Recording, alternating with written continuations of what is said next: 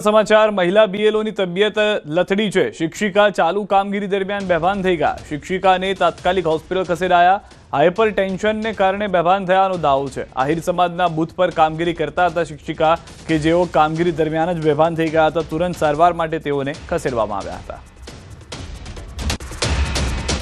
Form collection દરમિયાન એમને અચાનક જ ચક્કર આવી ગયા અને અનકોન્શિયસ થઈ ગયા। સાવ એની તબિયત લથડી ગઈ। પછી ઇમરજન્સી 108માં એમને અહીંયા જીજી હોસ્પિટલ રિફર કરવામાં આવ્યા।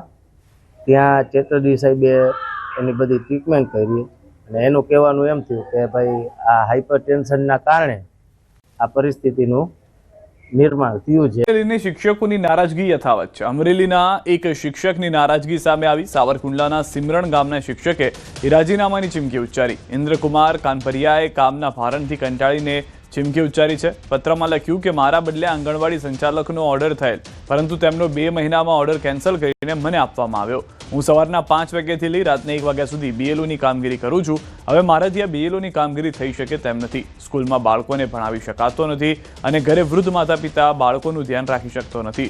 એસઆઈઆરની કામગીરીના કારણે હાલ સ્કૂલના વર્ગખંડો શિક્ષક વિહોણા।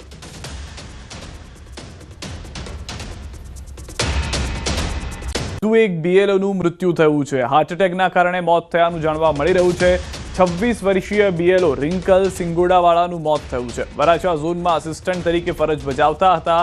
બીએલઓ તરીકે સર જે સ્કૂલ છે સર જે સ્કૂલમાં ફરજ બજાવતા હતા।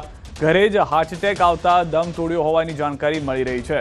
સર જે સ્કૂલની અંદરની ફરજ બજાવતા દરમિયાન નહીં પરંતુ ઘરે તેઓને હાર્ટ એટેક આવે। વધુ માહિતી ન્યૂઝ 18 સંવાદદાતા કીર્તેશ પાસેથી મેળવીશું। જી કીર્તેશ, વધુ શું જાણકારી છે સમગ્ર ઘટનાને લઈને?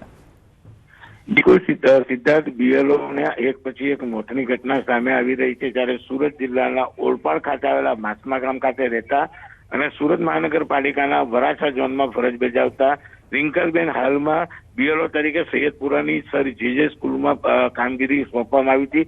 સાથે સાથે તેમને વસ્તી ગણતરીની કામગીરી આપવામાં આવી હતી। એટલે કે મહાનગરપાલિકાની કામગીરી, બીએલઓ અને ત્યારબાદ વસ્તી ગણતરી 3 કામને લઈને તેઓ સતત ડિપ્રેશન અને પ્રેશરમાં રહેતા હતા અને આજે પોતાના ઘરે હતા ત્યારે અચાનક ઢળી પડ્યા હતા। પરિવારના લોકો દ્વારા ખાનગી હોસ્પિટલમાં લઈ જવામાં આવ્યા હતા, જ્યાં ફરજ પરના તબીબે મૃત જાહેર કર્યા છે। તેમનો મૃતદેહને અત્યારે સિવિલ હોસ્પિટલ ખાતે પીએમ માટે ખસેડવામાં આવ્યો છે અને પીએમ બાદ સાચું કારણ સામે આવશે, પણ કહી શકાય કે પ્રાથમિક તબીબોની તપાસમાં 26 વર્ષીય રિંકલને હાર્ટ એટેક આવ્યો હોવાની વિગતો સામે આવી રહી છે।